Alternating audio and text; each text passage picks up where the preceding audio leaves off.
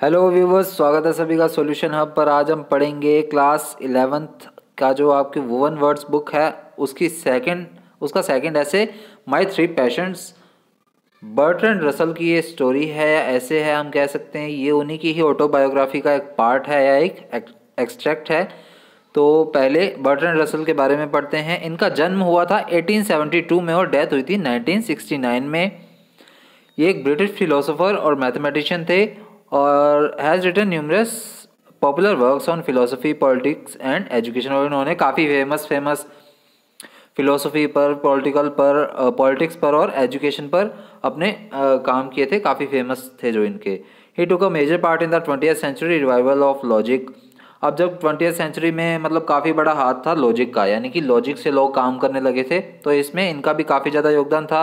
And made continued effort to identify the methods of philosophy with those of the sciences. और इन्होंने science के साथ मिलाकर philosophy को किस तरह से बढ़ावा दिया जा सकता है, किस तरह से उसमें गेन किया जा सकता है, उन मेथड्स पर भी रेगुलर काम किया। He received the Nobel prize for literature in 1950। इनको इसके लिए या फिर कह सकते हैं नोबेल प्राइज मिला था लिटरेचर के लिए 1950 के अंदर।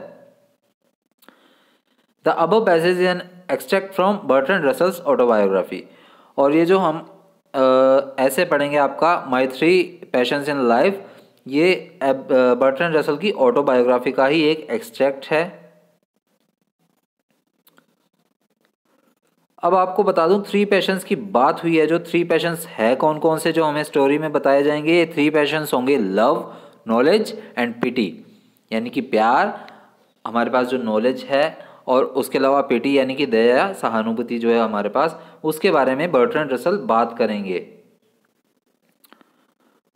तो पहले आपको लिटरली इसमें बताऊंगा मीनिंग इस सभी का, और उसके बाद आपको क्विकली रिकैप कर दूंगा कि क्या बताया गया इसमें। So three patience simple but overwhelming strong have govern my life. अब यहाँ पर जो तीन पैशन की बात कर रहे हैं ये काफ़ी ज़्यादा सिंपल है, लेकिन ओवरवेलमिंगली स्ट्रॉन्ग है।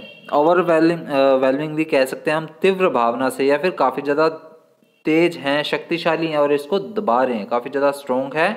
और उन थ्री पैशंस ने इनकी लाइफ को क्या कर रखा है, गवर्न कर रखा है, यानी कि उस पर कंट्रोल बना रखा है। अब ये थ्री पैशंस मैंने अभी आपको बताए कौन से हैं।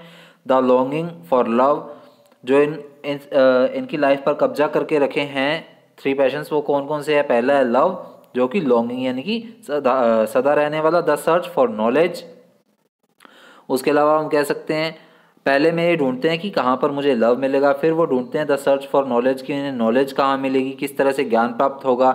And unbearable pity for suffering of mankind, और जो भी आज के समय का मानव है वो जिस जिस चीज़ों से सफ़र कर रहा है उसके प्रति इनके लिए सहानुभूति कहाँ मिलेगी, दया कहाँ मिलेगी, उस चीज़ की ये खोज कर रहे हैं। These passions like great winds have blown me hither and thither. अब ये जो तीन पैशंस की बात करते हैं ये इनकी लाइफ में किस तरह से है, एक ग्रेट विंड की तरह, यानी कि एक जैसे तेज हवा का बहाव होता है उसी की तरह ये थ्री पैशंस इनके लिए एक हवा का दबाव हैं, जो कभी इन्हें इधर ले जाते हैं तो कभी उधर ले जाते हैं। यानी कि इन थ्री पैशंस के लिए इन्हें काफ़ी ज़्यादा भटकना पड़ रहा है। In a wayward course over a deep ocean of anguish reaching to the very verge of despair. अब कुछ वर्ड्स आए हैं। वेवर्ड का मीनिंग होता है आपका अड़ियल, या फिर जिद्दी कह सकते हैं, या फिर हठीला कह सकते हैं हम। उसके अलावा वर्ड आया है आपका एंग्विश का मीनिंग है या तो पीड़ा कह सकते हैं या शोक कह सकते हैं हम, या फिर व्यथा कह सकते हैं, तड़प भी कह सकते हैं इसे। और वर्ज ऑफ डेस्पेयर, वर्ज का मीनिंग होता है किनारा या फिर सिरा, कोई कॉर्नर कहते हैं जिसे। और डेस्पेयर होता है निराशा। तो यहाँ पर क्या कहना चाह रहा है हमारा जो ऑथर है, वो क्या कहना चाह रहा है कि ये जो तीन पैशंस हैं ये एक तेज हवा के बहाव के जैसे हैं, जो कभी इन्हें इधर भटका रहे हैं तो कभी उधर भटका रहे हैं। और ये काफ़ी ज़्यादा जिद्दी है, काफ़ी ज़्यादा अड़ियल है ये जो तीन पैशंस हैं, over a deep ocean of anguish. और ये क्या है, काफ़ी ज़्यादा मतलब इसकी जो तड़प है, इसका जो शोक है, यानी कि इन तीनों का जो दुख मिलाकर इनके मन के अंदर है, वो काफ़ी ज़्यादा डीप है, काफ़ी गहराई में है। Reaching to the very verge of despair. और ये इन्हें कहाँ ले जा रहा है, एक निराशा के कॉर्नर पर लेके जा रहा है, या एज पर लेके जा रहा है, जहाँ तक पहुँचना बहुत मुश्किल है। मतलब ये काफ़ी ज़्यादा गहराई में डूब चुके हैं इसमें। आई have short love first because it brings S एस्टेसी। तो ये पहले किसकी खोज करते हैं, पहले किसे मतलब पाने की इच्छा रखते हैं, लव को पाने की इच्छा रखते हैं।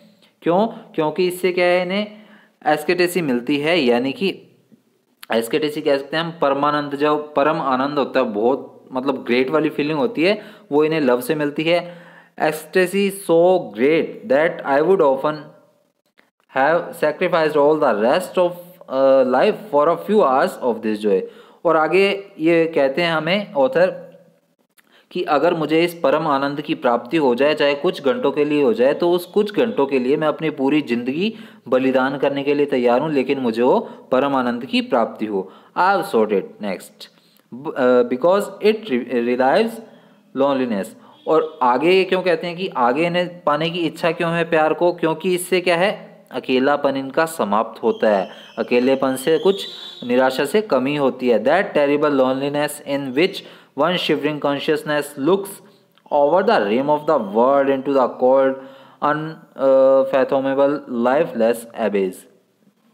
अब कुछ वर्ड्स आए हैं फिर से, जैसे कि रिम। रिम का हम एक तो कह सकते हैं जो टायर जो गाड़ी के होते हैं उसमें जो रिम लगे होते हैं वो होते हैं, या फिर रिम का मीनिंग होता है किनारा, या फिर कोई गोल वस्तु होती है उसका किनारा कह सकते हैं। जैसे कप होता है, कप के ऊपर वाला जो गोला सा होता है वो उसका रिम कहलाता है।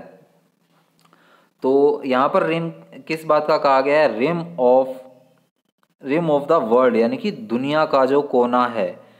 और अनफैथोमेबल का मीनिंग है यहाँ पर गहन या फिर अथाह, यानी कि काफ़ी डीप हो जाना, जो कि हमें कुछ समझ ही ना आए, इतना डीप हो जाना। और एबेज का मीनिंग है पाताल, यानी कि एक ऐसा किनारा, a very deep hole that seems to have no bottom, यानी कि जिस चीज़ का किनारा ही नहीं है, या फिर एक ऐसा गड्ढा है जिसका कोई किनारा ही नहीं है, जिसे हम पाताल भी कह सकते हैं। तो यहाँ पर हमारी लाइन क्या थी, that terrible loneliness in which one shivering consciousness look over the rim of the world into the cold unfathomable lifeless abyss. अब इनकी ये जो लोनलीनेस है ये काफ़ी ज़्यादा टेरिबल है, भयानक है। इन विच, जिसमें कि वन शिवरिंग कॉन्शियसनेस, यानी कि एक ऐसी आत्मा जो मतलब कॉन्शियस हुई पड़ी है, यानी कि मतलब उसे होश ही नहीं है, एहसास ही नहीं है इस चीज़ का। Looks over the rim of the world, मतलब इतना अकेलापन हो चुका है कि उसे अब पता नहीं लग रहा कि मैं अकेले बैठ के क्या करूं क्या ना करूं। और जैसे हम कई बार अकेले बैठे होते हैं तो हम कई चीज़ों में गहरी सोच में पड़ जाते हैं। तो यहाँ पर उसी गहरी सोच की बात की गई है कि दुनिया के उस कोने में खो जाता हूँ जहाँ से मुझे बाहर निकालना फिर बहुत मुश्किल हो जाता है, मतलब मैं पाताल तक पहुँच जाता हूँ सोचते सोचते, और मुझे खुद की चिंता ही नहीं रहती कि कहाँ हूँ मैं कहाँ नहीं हूँ। तो उस लोनलीनेस से इन्हें क्या है, कुछ रिलीफ मिल जाएगा, मेन ये बात यहाँ कही गई है। I have sought it finally because in the union of love I have seen in a mystic miniature the prefiguring vision of the heaven that saints and poets have imagined। बहुत अच्छी line है, ये important भी है, mark कर लीजिएगा। क्या कहते हैं इसमें, आई हैव sought it, मैंने इसे पाने की इच्छा रखी थी, वो पा लिया है finally, because in the union of love, क्योंकि ये जो मतलब प्यार का एक गुच्छा है, प्यार की एक दुनिया है, इसमें मैंने देखा है, I have seen in a mistake miniature. ये मैंने कैसे देखी है, एक मिस्टिक मिनिएचर में। मिस्टिक क्या होता है, मतलब जो साधु संत होते हैं वो मतलब भगवान की इच्छा में लीन होने के लिए बैठ जाते हैं लंबे समय तक। और मिनिएचर क्या होता है, उसका लघु रूप। तो इन्हें क्या मिल गया है, जैसे साधु संत भगवान की इच्छा पाने के लिए, भगवान की इच्छा में लीन होने के लिए, या भगवान ईश्वरीय शक्तियों में लीन होने के लिए जब वो गहन चिंतन में बैठ जाते हैं, और उसी का एक लघु रूप है वो प्यार है जो इन्हें मिल गया है, the pre figuring vision of the haven. और ये किस तरह इन्हें फील हो रहा है, जैसे कि इन्हें हेवन मिल गया और हेवन का इन्हें प्री फिगरिंग विजन मिल रहा है, यानी कि इन्हें ऐसा लग रहा है कि अब तो मैं हेवन में ही जा रहा हूँ, अब तो मुझे खुशियाँ खुशियाँ मिलेंगी। That saints and poets have imagined. और ये किस तरह की खुशियाँ होंगी, जैसे साधु संत इमेजिन करते हैं, मतलब साधु संत तो ये करते हैं कि वो ईश्वर की शक्तियों को पाने के लिए लीन हो जाते हैं, ईश्वर से मिलने के लिए, ईश्वर में खुद को पाने के लिए लीन हो जाते हैं लंबे समय तक। और पॉइंट्स क्या है, पॉइंट्स की डीप थिंकिंग होती है किसी चीज़ के लिए, चाहे वो लव हो या अपने पैशन को लेकर हो, पॉइंट्स काफ़ी डीपली सोचते हैं। तो इसी तरह कुछ उस डीपनेस का ही एक लघु रूप क्या है, लव है, जिन्हें इन्होंने पा लिया है। This is what I sought, और यही चीज़ है जो मैंने पाई है। And thought it might seem to good for human life, this is what at least I have found. और ये इन्हें क्या लग रही है, ये इन्हें ह्यूमन लाइफ के लिए काफ़ी अच्छी चीज़ लग रही है। मतलब इन्हें ह्यूमन लाइफ के लिए बहुत अच्छी चीज़ लगी, जिससे कि जो कि प्यार है। मतलब ह्यूमन लाइफ में अगर प्यार हो तो वो अकेलेपन से दूर रह सकते हैं और सभी चीज़ों में खुश भी रह सकते हैं जिनकी इन्हें प्राप्ति हो चुकी है। This is what eight least I have found. और यही चीज़ है जो ना के बराबर ही सही पर मुझे मिल गई है। ये पहले हमें बताया गया है लव के बारे में। With equal passion I have short knowledge. अब ये कहते हैं कि जितना पैशन मेरा लव के लिए था उतना ही मेरा सेकंड पैशन किस लिए है, नॉलेज के लिए है। नॉलेज को पाने की भी मैं इच्छा रखता हूँ। I have wish to understand the hearts of man. अब ये यहाँ पर अपनी इच्छा क्या जागृत कर रहे हैं, ये क्या चाहते हैं कि ये लोगों के, इंसान के दिलों में झांक सके, यानी कि उनके मन में क्या चल रहा है उस चीज़ को समझ सकें। I have wished to know why the stars shine. अब इसके साथ साथ ये थोड़ा और कुछ नॉलेज की इच्छा रखते हैं कि ये चाहते हैं, क्या चाहते हैं कि ये तारे क्यों शाइन करते हैं, ये चीज़ भी ये जान सकें। And I have tried to apprehend the Pythagorean power by which number holds way over the flux. Apprehend का क्या मीनिंग होता है, समझना या पकड़ना। उसके अलावा पाइथागोरियन क्या होते हैं, ऐसे लोग जो पाइथागोरस को फॉलो करते हैं उन्हें पाइथागोरियन कहा जाता है। और पाइथागोरियन पावर क्या होगी फिर, जो पाइथागोरस को फॉलो करने वाली पावर्स होती हैं या फिर फॉर्मूलाज भी कह सकते हैं mathematicals. By which numbers hold, okay, स्वे ओवर। स्वे ओवर का मीनिंग क्या होता है, या तो हम कह सकते हैं हिलना डुलना या फिर किसी चीज़ का बोल वाला होना। तो यहाँ पर बोल वाला मेन मीनिंग यूज़ किया गया है इसमें। और फ्लक्स क्या होता है, किसी चीज़ का प्रवाह या उसमें निरंतर बदलाव होता रहता है, रेगुलर चेंजेस होते रहते हैं। तो हमारी लाइन क्या है, and I have tried to apprehend the Pythagorean power.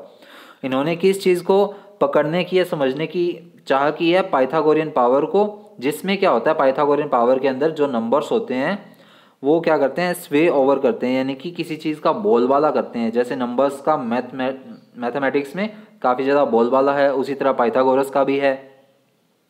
Over the flux यानी कि इसका जो निरंतर प्रवाह है नंबर्स का, रेगुलरिटी है, कंटिन्यूटी है नंबर्स की, उस पर ये कंट्रोल करना चाहते हैं। कंट्रोल नहीं करना चाहते, एक्चुअली उसमें क्या है, अपनी समझ को बढ़ाना चाहते हैं, अपनी नॉलेज को गेन करना चाहते हैं। A little of this but not much I have achieved. हालांकि इन्हें कुछ ना कुछ नॉलेज मिल गई है, लेकिन बहुत ज़्यादा नहीं मिली है। जो इन्होंने अचीव की है उसमें कुछ नॉलेज मिली है, बहुत ज़्यादा नॉलेज इन्हें प्राप्त नहीं हुई है। अब दो चीज़ें हमने पढ़ी हैं, दो पैशंस पढ़े हैं, लव और नॉलेज। उसका कंबाइनली ये क्या कह रहे हैं, love and knowledge so far as they were possible led upward toward the heaven. अब लव और नॉलेज जो हैं, जितनी भी अभी तक इन्हें प्राप्त हुई हैं, जितना भी पॉसिबल हो सके इनके लिए वो उन्होंने गेन किया है, और ये इन्हें ऊपर की तरफ ले जा रही हैं, हेवन की तरफ ले जा रही हैं, यानी कि स्वर्ग की तरफ, स्वर्ग की प्राप्ति में इनकी सहायता कर रही हैं, ये यहाँ पर ऑथर कहना चाह रहे हैं। But always pity brought me back to earth. लेकिन यहाँ पर बात आती है कि स्वर्ग के रास्ते में जाते हुए ही अर्थ पर इन्हें वापस क्या चीज़ ला रही है, वो है पिटी, यानी कि सहानुभूति या फिर दया जो है लोगों के प्रति, वो इन्हें धरती पर वापस खींच लाती है। Echoes of cries of pain reverberate in my heart. So echoes क्या होता है, गूंज होता है किसी चीज़ का वह, और क्राइज ऑफ पेन यानी कि जो पेन है लोगों का, जो क्राइज हैं उनकी गूंज जो है वो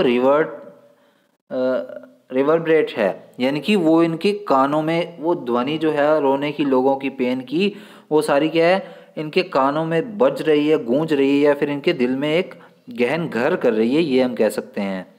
रिवर्बरेट भी होता है ध्वनि की गूंज। Children in famine, victims tortured by oppressors, hopeless old people, a hated burden to their sons, and the whole world of loneliness, poverty and pain make a mockery of what human life should be. Famine क्या होता है, famine होता है हमारे किसी चीज़ की भूखमरी या अकाल कहते हैं, हम किसी चीज़ की कमी कहते हैं कि लोगों में या बच्चों में क्या है कमी हो रही है, या फिर बच्चों में भूखमरी हो रही है। विक्टिम्स जो है वो टॉर्चर्ड बाय ऑप्रेसर्स, यानी कि जो अत्याचारी या जालिम लोग होते हैं, तानाशाह लोग होते हैं, उनके द्वारा विक्टिम्स पर अत्याचार किया जा रहा है। जो बूढ़े लोग हैं, जो ओल्ड पीपल हैं, उनके बच्चों ने उन्हें हेट करना शुरू कर दिया और बर्डन समझने की वजह से उन्हें त्यागने लग गए हैं। And the whole world of loneliness, और पूरी दुनिया में क्या है, अकेलापन छाया हुआ है। Poverty and pain make a mockery of what human life should be. और पॉवर्टी, गरीबी जो है, मॉकरी यानी कि मजाक जो है, मतलब गरीबी ने और दुख ने क्या कर दिया है, ह्यूमन लाइफ को एक मजाक बनाकर रख दिया है। इस तरह से ऑथर हमें एक्सप्लेन कर रहा है। I long to alleviate the evil but I can not and I too suffer. अब यहाँ पर ऑथर क्या करना चाह रहे हैं, एलिविएट करना चाह रहे हैं, यानी कि उस दर्द को कम करना चाह रहे हैं। जो मतलब एविल का, बुराइयों का जो दर्द है लोगों में, उस चीज़ को धीमा या कम करना चाह रहे हैं, लेकिन वो नहीं कर पा रहे हैं। क्यों नहीं कर पा रहे हैं? क्योंकि वो खुद भी इसी चीज़ से सफ़र कर रहे हैं, इसलिए वो इस दर्द को कम नहीं कर पा रहे हैं लोगों में। This has been my life, और यही मेरी लाइफ है। आखिरकार ये ऑथर बताते हैं, I have found it worth living and would gladly live it again if the chance were offered to me. अब आगे ये कहते हैं कि यही मेरी लाइफ है and I have found it worth living, और जिस तरह से भी मैं जी रहा हूँ लेकिन मैं इसमें खुश हूँ। मैं इसकी मतलब इसके बारे में बुरा नहीं बोलूँगा, और ज़्यादा जितना भी मुझे मिलता है मैं उसमें खुश हूँ। और अगर मुझे कभी दोबारा इस तरह की लाइफ जीने का मौका मिलता है, यानी कि ज़िंदगी मिलती है, तो मैं ज़रूर जीना चाहूँगा। इस तरह से ऑथर हमें एक्सप्लेन करते हैं खुद के अपने फीलिंग्स को। तो ऑथर के बारे में हम ऑलरेडी पढ़ चुके हैं। फिलोसफी में भी ये काफ़ी ज़्यादा अच्छा लिखा करते थे, पॉलिटिक्स पर भी इनका रुझान था, और एजुकेशन में, लिटरेचर में तो ये लिखते ही थे। तो इसी के साथ हमारा जो ये चैप्टर है ये ऐसे कंप्लीट हो गया है। मैंने आपको कहा था पहले लिटरली मीनिंग बताऊंगा, उसके बाद मैं आपको बताऊंगा इसका मतलब शॉर्ट वे में 3 पैशंस के बारे में। तो चलिए, लव के बारे में हमने पढ़ा था कि लव, इनके 3 पैशंस के बारे में पढ़ा। 3 पैशंस कौन से हैं? लव है, नॉलेज है और पिटी है। अब लव में ये क्या चाहते हैं कि लव से इन्हें क्या मिलता है? एस्टेसी की प्राप्ति होती है, यानी कि परम आनंद की प्राप्ति होती है। उसके अलावा लोनलीनेस से इन्हें रिलीव मिलता है, और साथ ही साथ मिस्टिकल यानी कि रहस्यमयी चीज़ों का भी इन्हें कुछ ना कुछ गहन जानकारी मिलती है। या फिर मतलब लव से इन्हें क्या मिलता है? मिस्टिक, यहाँ पर आया भी था वर्ड शायद आपका,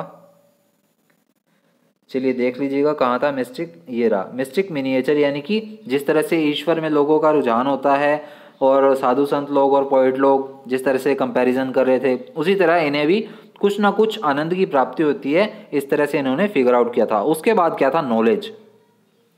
नॉलेज के लिए क्या करना चाहते हैं? नॉलेज के लिए करना चाहते हैं लोगों के दिलों को पढ़ना चाहते हैं, और दूसरी थिंग क्या, या फिर लोगों के मन को पढ़ना चाहते हैं। और दूसरी थिंग क्या थी? कॉम्प्लेक्स, यानी कि जो जटिल या फिर गहराई वाली चीज़ें हैं उन्हें भी अच्छे से जानना चाहते हैं, और जिसका मेन एग्जांपल इन्होंने पाइथागोरियन पावर के थ्रू दिया है हमें। थर्ड बात आती है पिटी की।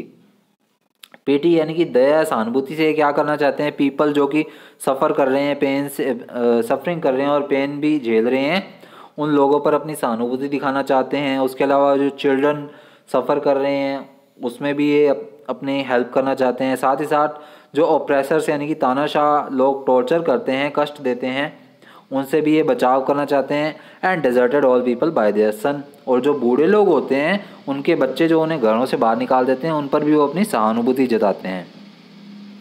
तो इन तीनों चीज़ों की बात करें, यानी कि इन तीनों पैशंस की बात करें, तो उसको इन्होंने किससे कंपेयर किया है ऑथर ने? He compared the 3 passions to the great wind, यानी कि जो मतलब स्टार्टिंग पैराग्राफ में ही हमारे सामने आया था कि इन्होंने जो तीनों पैशन से अपने उसे ग्रेट विंड से कंपेराइज किया है। यहाँ पर फर्स्ट पैराग्राफ में ही हमारे सामने आया था, शायद पहली लाइन में ही था, ये रहा, लाइक ग्रेट विंड्स। और उसके अलावा क्या था?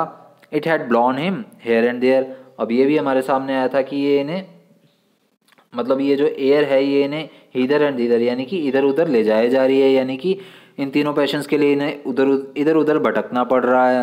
ही worked hard to attain his passions. अब ये काफ़ी ज़्यादा मतलब बहुत ज़्यादा इसके बारे में सोच रहे हैं और काफ़ी ज़्यादा हार्ड वर्क कर रहे हैं अपने पैशंस को पाने के लिए। सफ़र ग्रेट डिसअपॉइंटमेंट, और इस जो भी ये सफ़र कर रहे हैं, जो भी इस चीज़ पर अपना काम कर रहे हैं, उसमें इन्हें काफ़ी ज़्यादा डिसअपॉइंटमेंट भी मिलती है, यानी कि काफ़ी ज़्यादा दुख भी होता है जब इन्हें इन चीज़ों की प्राप्ति जल्दी नहीं होती है। और he fought with the great winds, यानी कि वो काफ़ी ज़्यादा मतलब इन चीज़ों से, इन विंड से, इन सफरिंग से फाइट करते हैं और संघर्ष करते हैं काफ़ी ज़्यादा। एंड सॉट हिज पैशंस, और आखिरकार अपने पैशंस को पा ही लेते हैं, ये हमें एंड में पता लगता है। तो इसी के साथ हमारा 3 पैशंस जो ऐसे है बर्ट्रैंड रसल का कंप्लीट हो चुका है। उम्मीद है आपको वीडियो अच्छी लगी होगी, तो वीडियो को लाइक शेयर कमेंट करके बताइएगा हमें कैसी लगी आपको। और मिलते हैं नेक्स्ट वीडियो में, तब तक के लिए वीडियो देखिए। Thank you.